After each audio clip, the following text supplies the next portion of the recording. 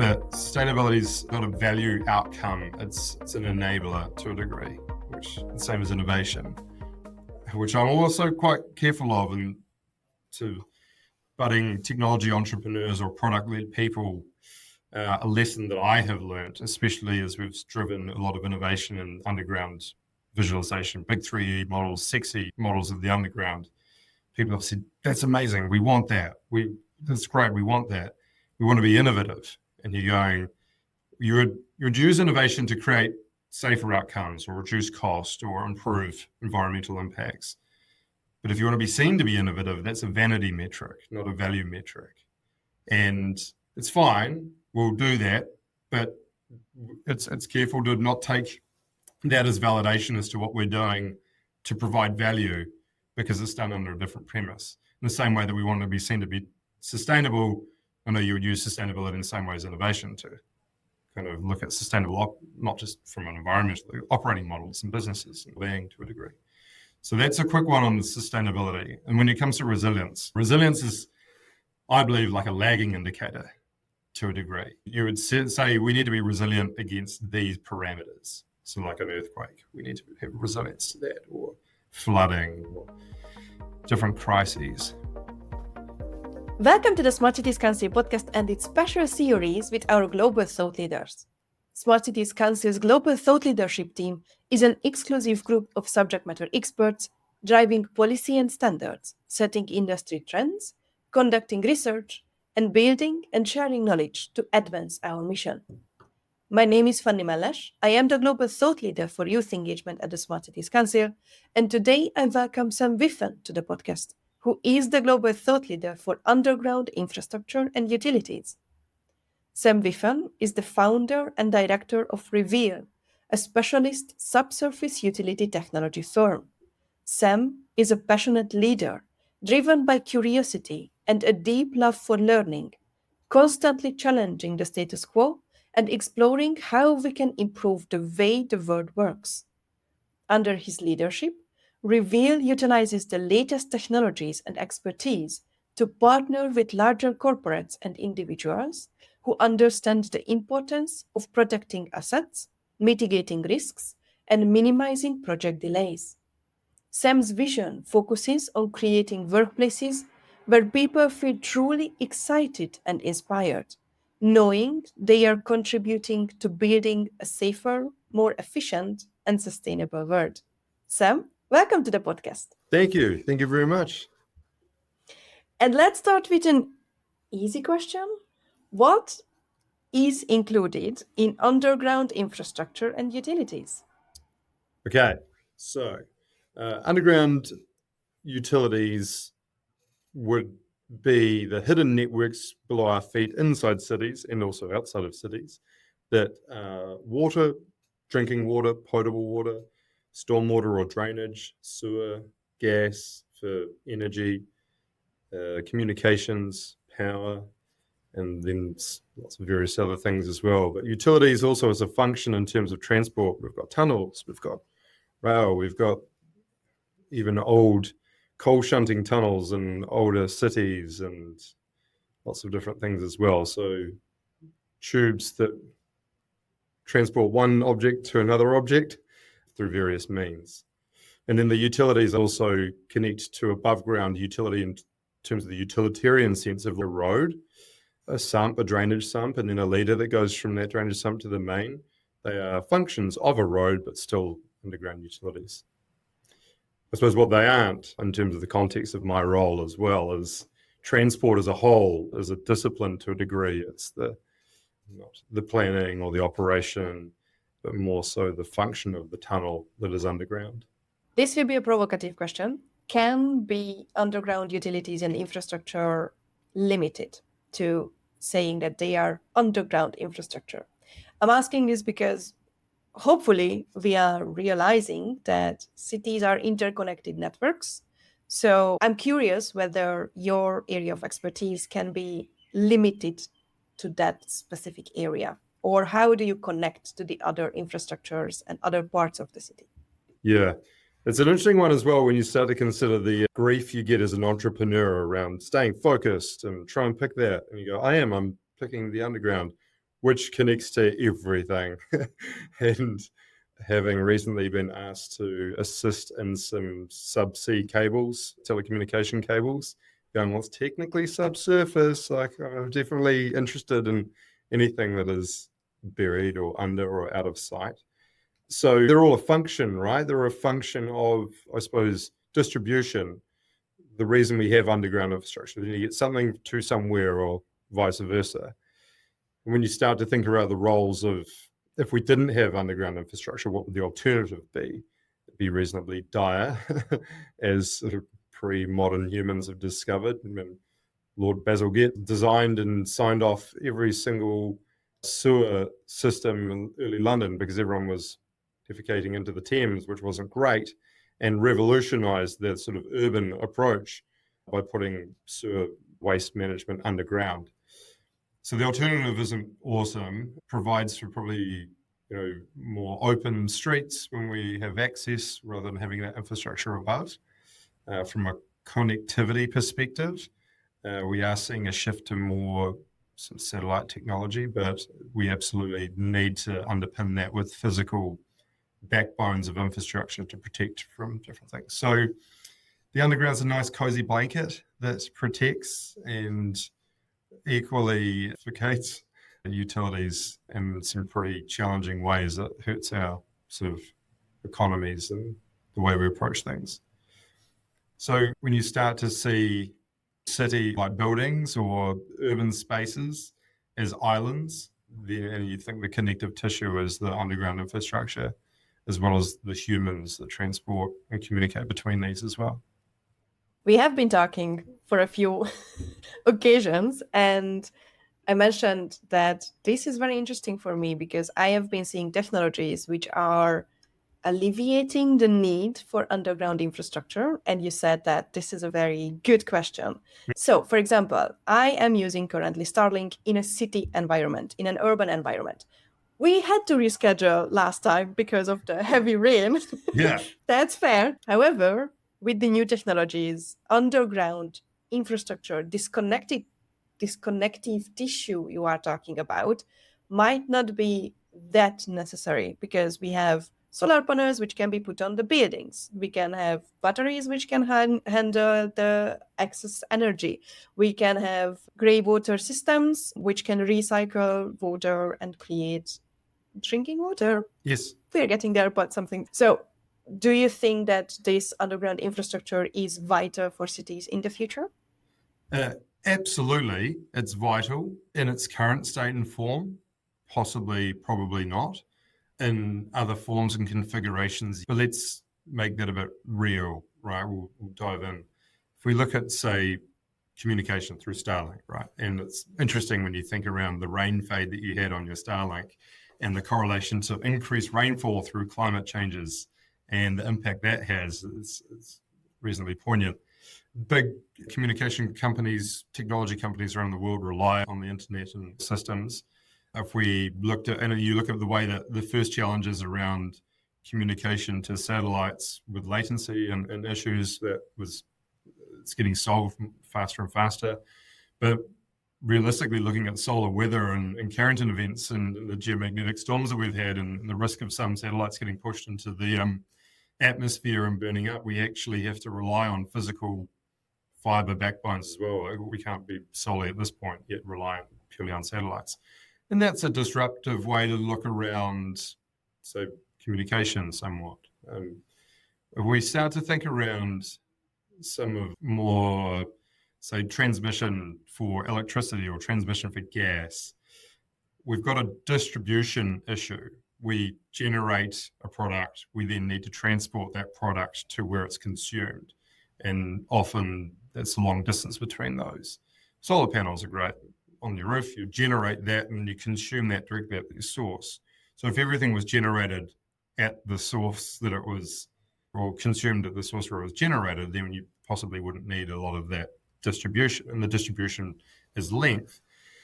So the way I think about it, going back to business, the success we've had is because of the mindset of disrupting ourselves. If we constantly kept on working the way that we were, we probably would have made a lot of money. I'm probably not very good at business. But the values that we had to disrupt the way that we're working just made no sense. And then that led to the next level of innovation. And so then you apply that lens to underground infrastructure, right? You go, how do we disrupt sewer? How do we disrupt stormwater? So you talk around local management systems, and there's phenomenal hundreds and hundreds of thousands of examples of where that management of the waste and the production of water and electricity and other sources at that local source, you start to think around what's the pod size of a cluster of houses that potentially could pick up a appropriate sewer system to alleviate that. And even electricity specific distribution companies are saying the cost for us to get our transmission lines down towards that house isn't appropriate. We're going to put in solar there because it's far more appropriate, cost effective. So that eliminates that distribution. So at a macro level, you then go, do we need to rely on underground infrastructure everywhere? I'd say it changes, and it should change, and I want to try and inspire that change. But in its current form, it's a bit of a challenge and a drag. Barriers towards that movement, but that's what we're going to figure out. I love that you are willing to challenge your own thinking and your own, basically, business models. Yeah. That's really cool. And I also somewhat understood, and please correct me if I'm wrong, that it's not that the wireless technologies and the new local technologies can easily replace current underground infrastructure, and maybe they shouldn't replace because with the underground infrastructure, we have redundancy for risks, for crisis. Just quickly on that, though, like you think around, it's a very, again, I like to bring it back to practicality. A lot of telecommunications companies have big duct banks, so plastic conduit pipes in a bank configurations of 1 up to sometimes like 20 by 20. In the 80s, they were possibly ram-packed full of copper. Now they use maybe about 5 or 10% of that because it's fiber. So don't need all of that infrastructure. So there's a lot of redundancy there, but also redundancy in terms of not just pipes, but also space. If we look at some cities, Hudson Yards, New York, huge shared utility trenches, where it has capacity not just for the specific utilities by themselves, but also space for future things. And hopefully considering stuff that hasn't been invented yet. What can we do here? How do we start to look at this? So not just the utilities and the redundancy, but space is a redundancy as well. And there's some cool examples of that. Such as? One of my favorites is around the world, we're seeing some places where they are refurbishing their sewer or stormwater lines using cast and pipe polyethylene. So it's a plastic, it's like a big sausage, and they blow the flexible sausage down the pipe after they've cleaned it and brushed it and made sure it's not super wrecked. And then they superheat it, and then it casts in there into a hard plastic shell, like an inner lining. Before they do that, they run 2 small conduits in the ceiling, and in that way you're turning your sewer systems and stormwater systems into fiber networks as well. That's really cool. Yeah. Bringing this conversation back to smart cities, what does smart city mean to you, and how is your expertise connected to smart cities? Yeah, so I'm not too presumptuous to figure out to have my opinion on what should happen in smart cities. I'm an enabler, a dangerous enabler, and then as a proxy of underground utilities, enabler for anything that is smart to become better, faster, safer in the wider context of contamination and sustainability and equity and being. If we can enable that by being cheaper, faster, more connective, promote, or increase temporality. So how do we increase feedback loops?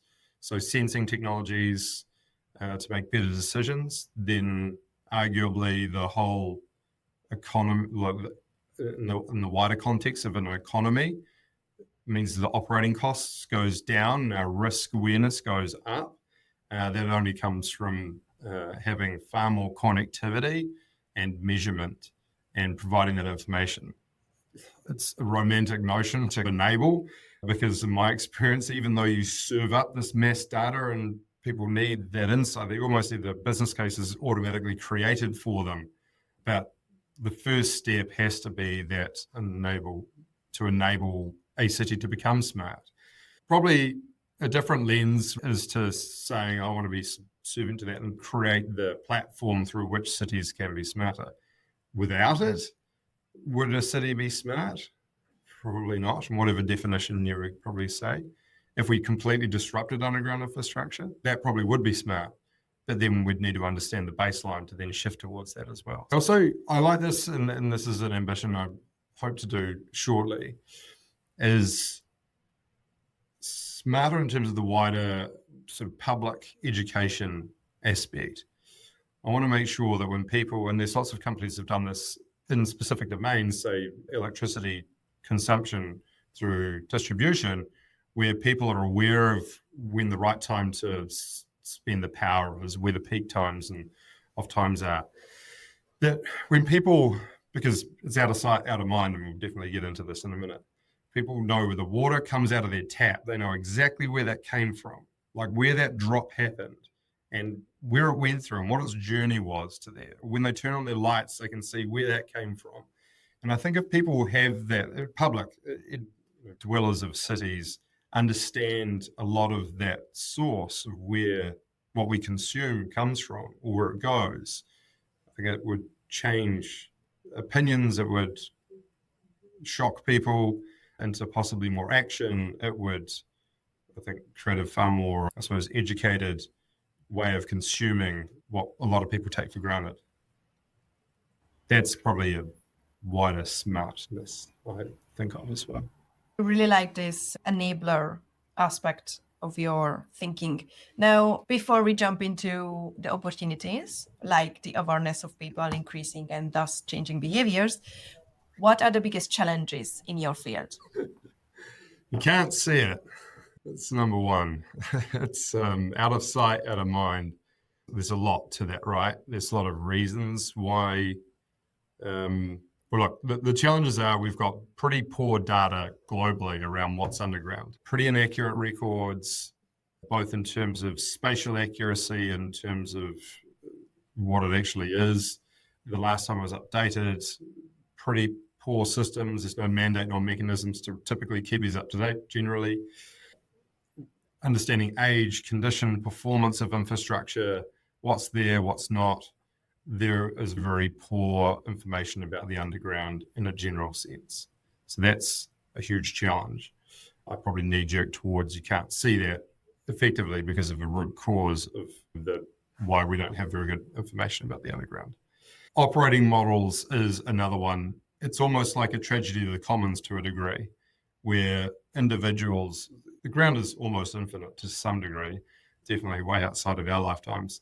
But if you think about the near surface as, say, the top 2 or 3 meters is a finite resource, then we have individual actors operating within their own self-interest to some degree without consideration of the others. And this forms into regulation and policy and how cities govern the underground or whoever governs the underground.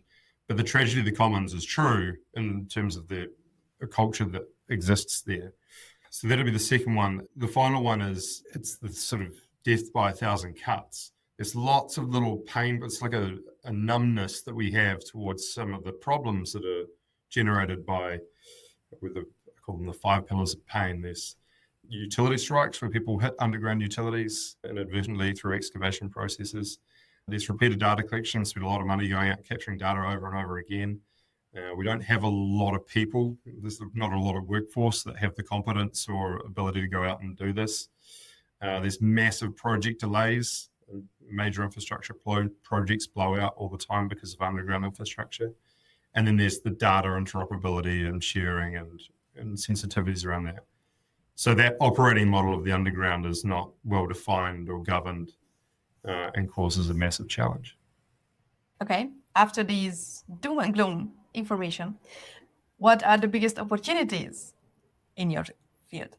Let's start practically and then go to fantasy. In terms of practical, it's really trying to sort out the tragedy of the commons piece. It's having far more understanding as to how people operate in the subsurface space and when and what they do.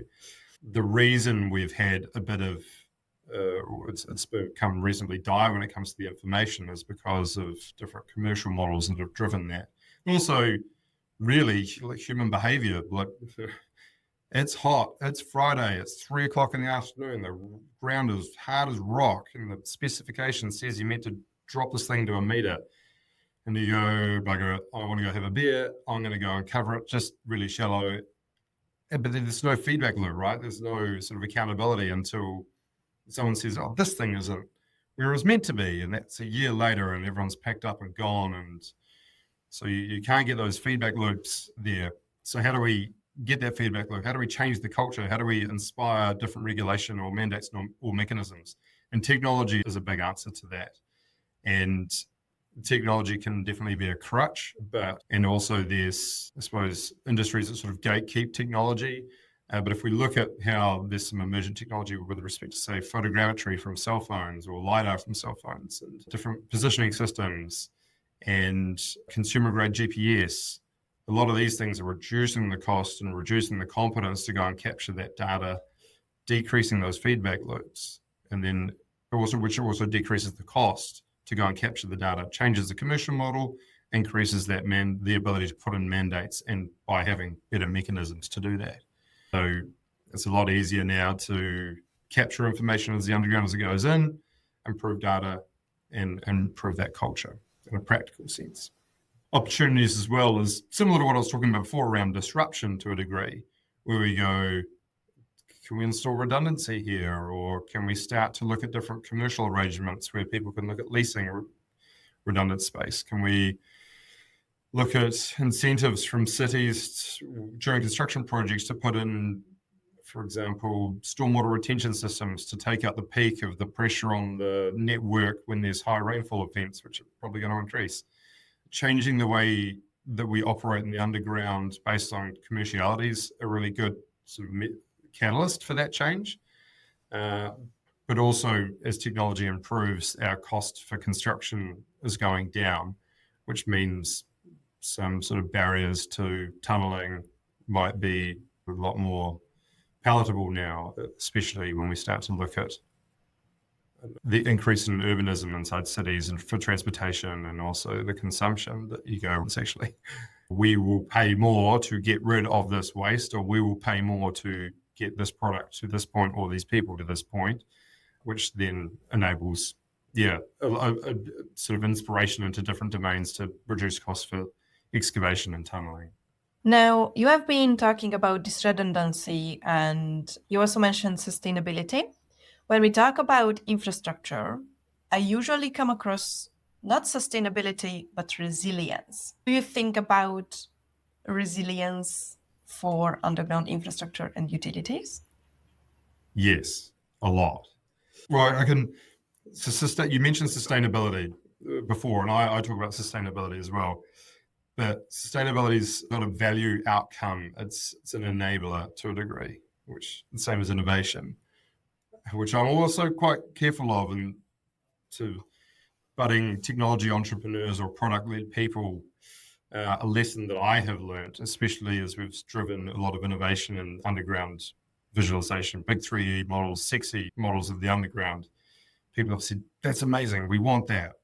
That's great. We want that. We want to be innovative. And you're going, you would use innovation to create safer outcomes or reduce cost or improve environmental impacts. But if you want to be seen to be innovative, that's a vanity metric, not a value metric.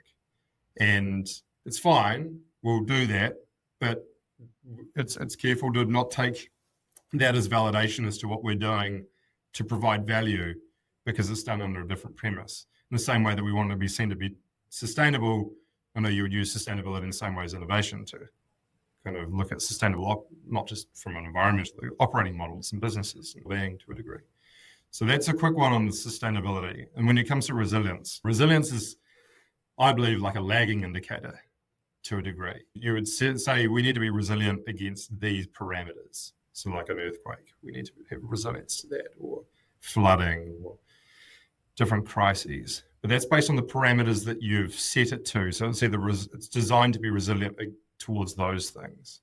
And I know we talked around antifragility, big fan of Taleb, because of you can't see stuff underground, so there's tolerances of error and there's probability and consumes a lot of my thinking. Antifragility and the definition of wanting to improve and use these events or friction to become better and harder and stronger and faster and smarter. So using that, I think about the connection between resilience and antifragility is that we should think in an anti-fragile way to create resilience. And then we learn the resilience will adapt as we learn more. And systems become stronger because we're saying, oh, it's actually, these things actually occurred or didn't occur, or there's still the probability of these things, and we should account for that. And also then you can get right down into pretty hardcore new age stuff of new materials that are self-healing, which fall into an anti-fragile type growth. But yeah, resilience is based on what we know and set under some parameters. But I believe we should think in an anti-fragile way rather than a resilient way. Thank you so much for bringing in anti-fragility, because I really believe that we also need to think about in an anti-fragile way. As an architect, I am trained to design for the biggest known risks and 10%, which means that if something bigger happens, we are out of luck. Very much. That's why I very much appreciate that you brought in anti-fragility. Now like, why is it 10%?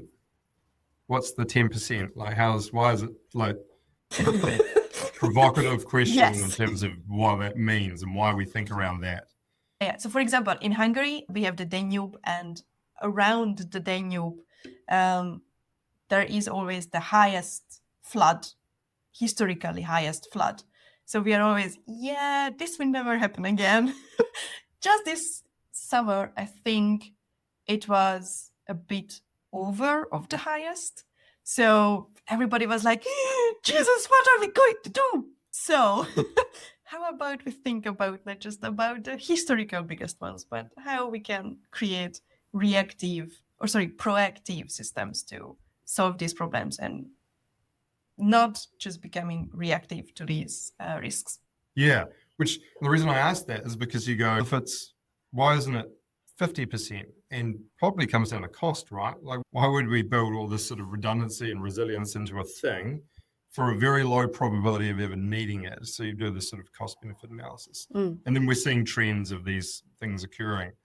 But it's also impractical to design with huge tolerances for these unknown things. And I'm not presenting any sort of answers to this, but more of an excuse as to why we don't. But the dynamic way of thinking about it's an interesting one to consider around going, how do we spread that redundancy across these individual assets rather than focusing on them, individually? Is there a way to look at increasing all of them? I know I'm speaking very hypothetically, but you can bring that back down to shared utility trenches rather than individual utilities by themselves. In a shared utility trench, you can increase the resilience of that one trench as opposed to having to spread that across the individual utilities. So then you can accommodate for more of that as well. And it's also very interesting that historically we were not able to do. For example, there is a bridge in Budapest which was designed in the 1900s, I think. And with the current metrics, we can say that it's 46 times more secure than it needs to be by the current standards, but not a problem with anything with that bridge since it's building. That's one. The other is that, for example, in cities, as an architect, again, multifunctional spaces function really well as anti-fragile places. So, for example, if a playground is also considered as water retaining place, then it can help during the big floods or the big rainwaters. Now, I don't want to hijack your conversation because we are here to introduce you as a global thought leader. And it's clear that you are very enthusiastic about this field, underground utilities and infrastructure. What has been your journey towards this topic? Yeah, cool. Up on a farm, that's relevant because there's a certain culture on farms. You're very practical. You get given a lot of responsibility at a very young age. You have to observe nature a lot. Like eye contact with animals is a big thing, right? You learn that, especially being a kid around bulls, big cattle, horses.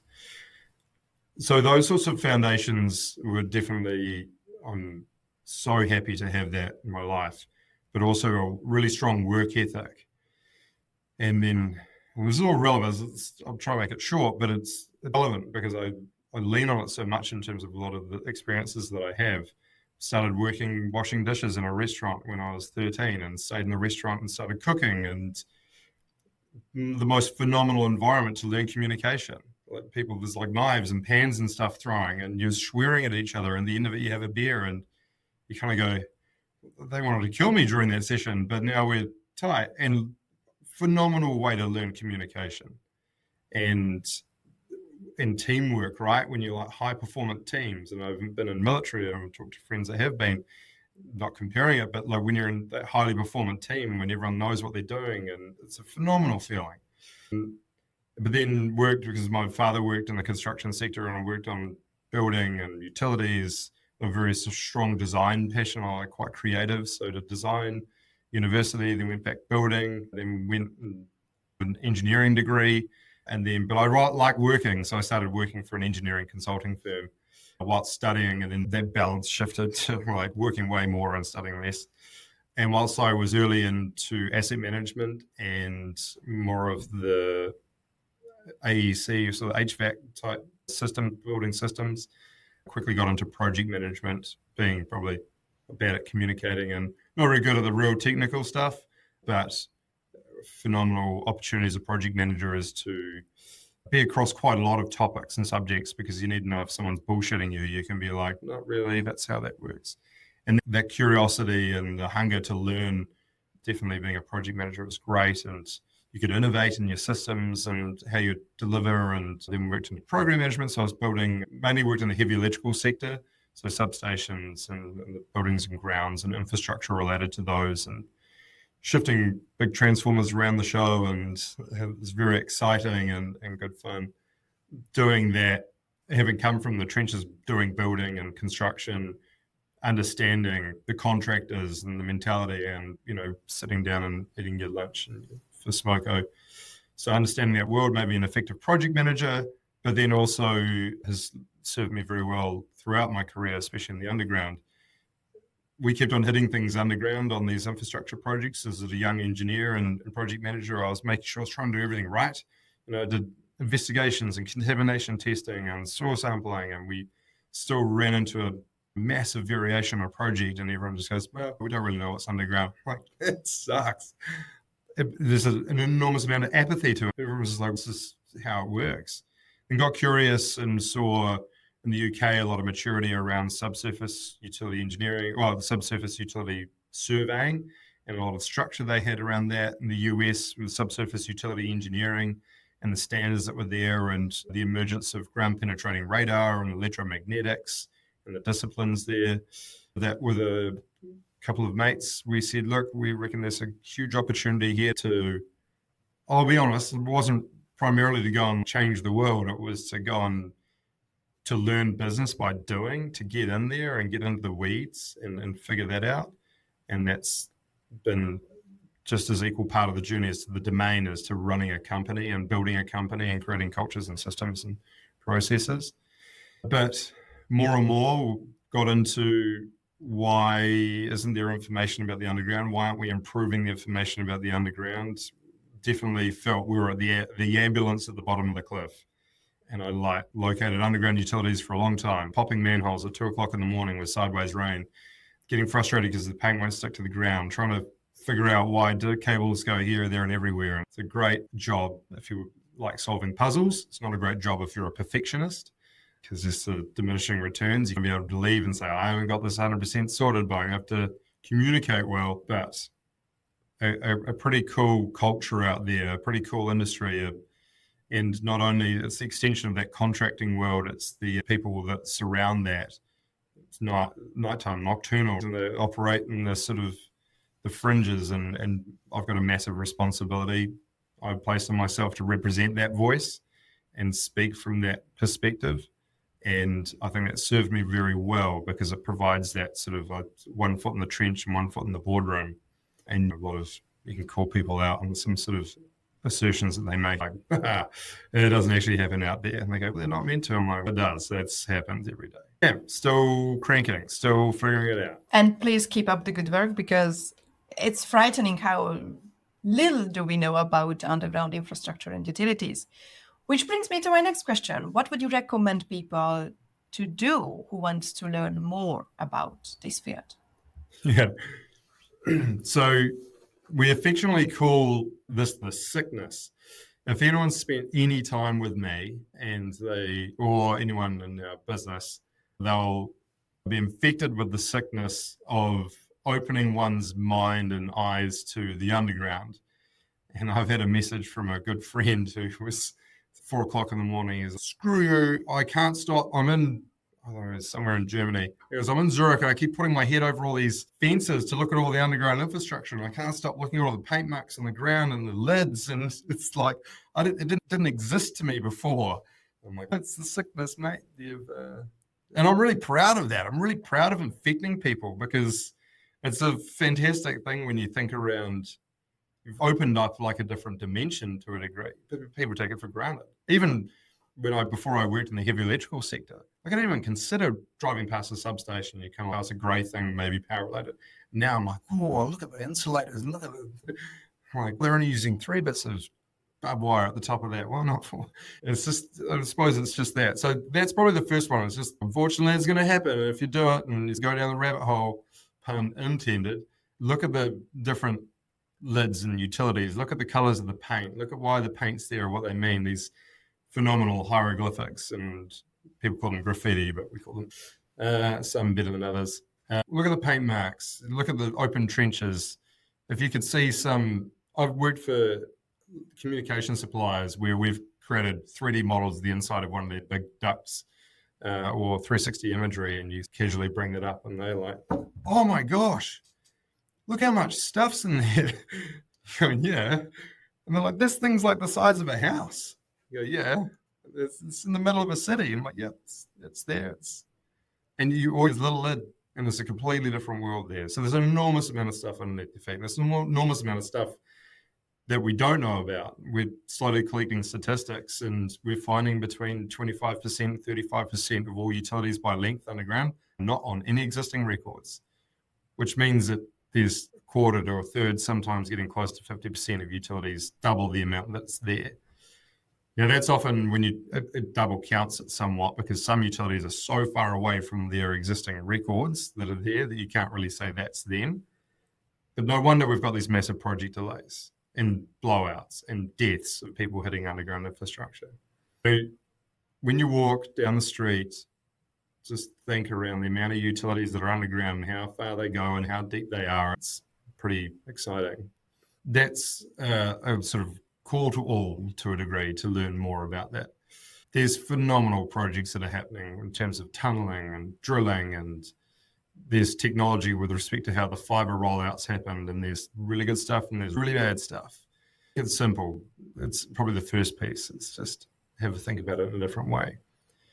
But also to people, and a call to action to the people that govern these sorts of spaces, is consider that operating models that are the tragedy of the commons, where we're incentivizing pretty bad commercial models by restricting collaboration.